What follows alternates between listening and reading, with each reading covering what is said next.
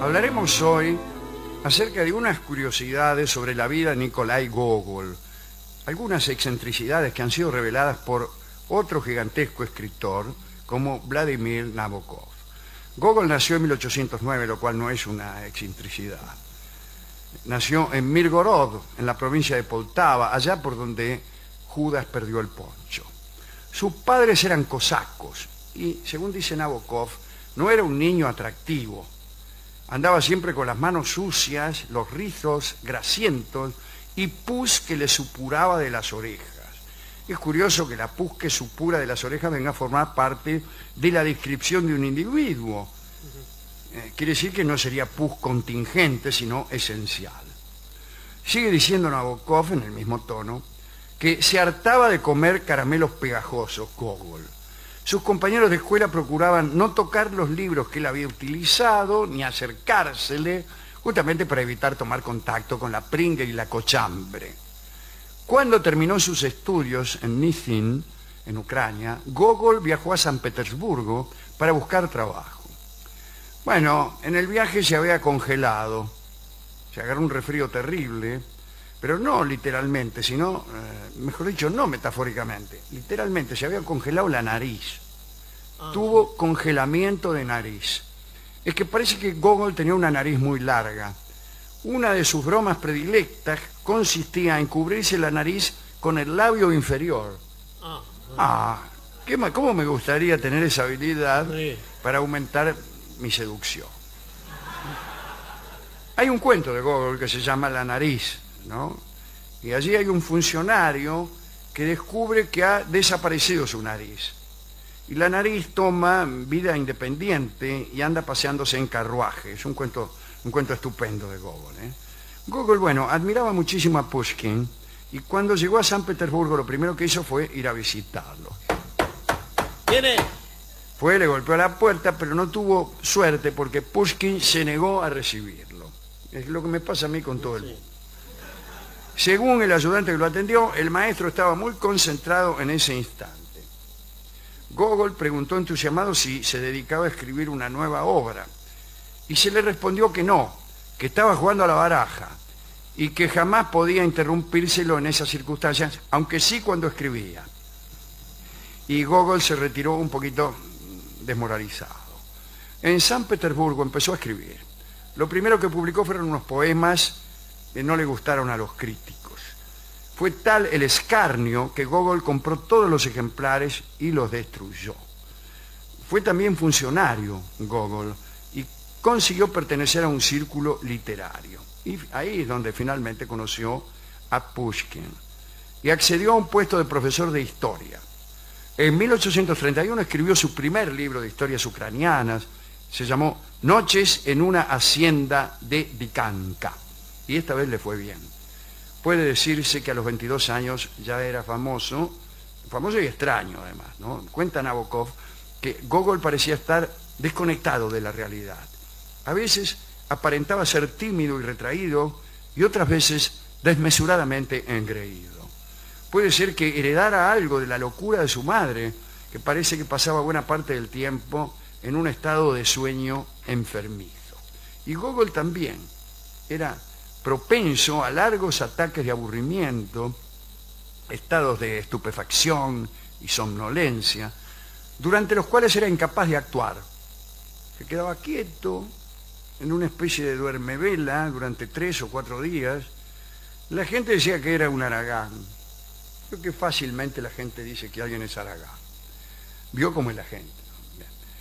Era eso sí, Gogol, un hipocondríaco notable.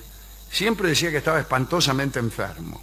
En cuanto a la mamá de Gogol, que como hemos dicho está un poco loca, adoraba a su hijo y estaba convencida de que era el responsable de todos los avances tecnológicos de la época, incluidos el telégrafo y el ferrocarril.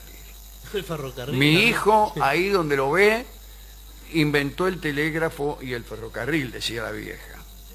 Bueno, Gogol escribía de noche. Decía que durante el día había que ir al mercado a pagar impuestos. Y tenía razón. ¿Qué es esto de andar escribiendo de día? Decía entonces, o decía también, que no podía escribirse nada si no mediaban 3 o 4 horas anteriores sin hacer nada. para separar la escritura de la actividad mundana. Tenía mucha razón.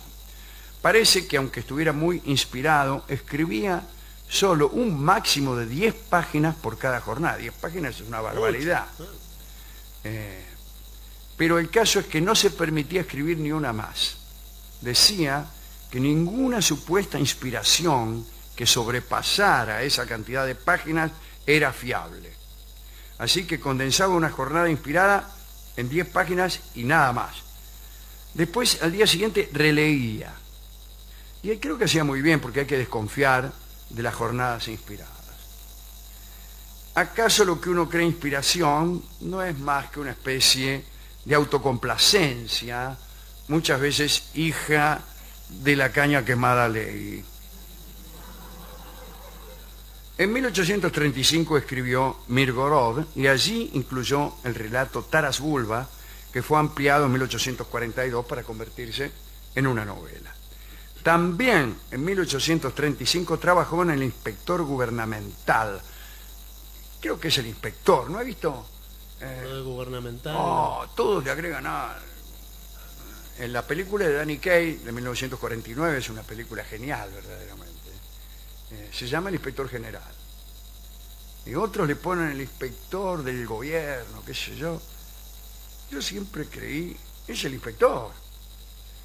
Bueno, aquella historia, los habitantes de una ciudad confunden al protagonista, un viajero, con el inspector que estaban esperando.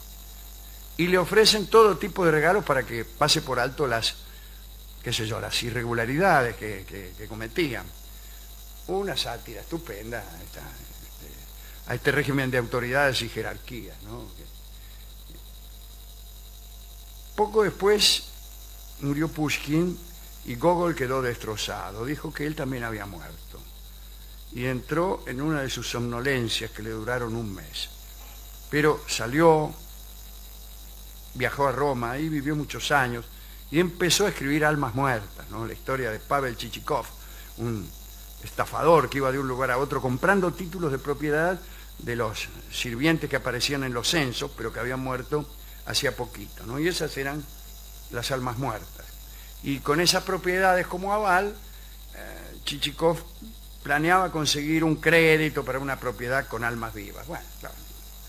Después escribió el Sobre Todo, el Capote también le llaman, ¿no? Gogol empezó a escribir la continuación de Almas Muertas, porque Almas Muertas parecía como la primera parte de una obra más amplia. Después empezó a escribir la continuación, pero le agarró como un ataque de locura y tiró el manuscrito al fuego, tiró. De Roma fue en peregrinación a Tierra Santa y regresó a Rusia en un estado de profunda melancolía.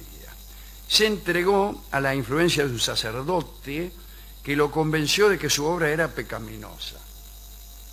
Entonces destruyó en el fuego todavía más obra de la que actualmente se conoce, todo por ese maravilloso sacerdote, ¿no? Algún día habría que hacer una especie de relevamiento de la influencia que en ese sentido ha tenido el sacerdocio en la literatura. Gogol era un hombre casto, se creía insignificante y se condenó a admirar a las mujeres desde lejos. Quiso solucionar este problema en los últimos años de su vida y le propuso matrimonio a una joven condesa.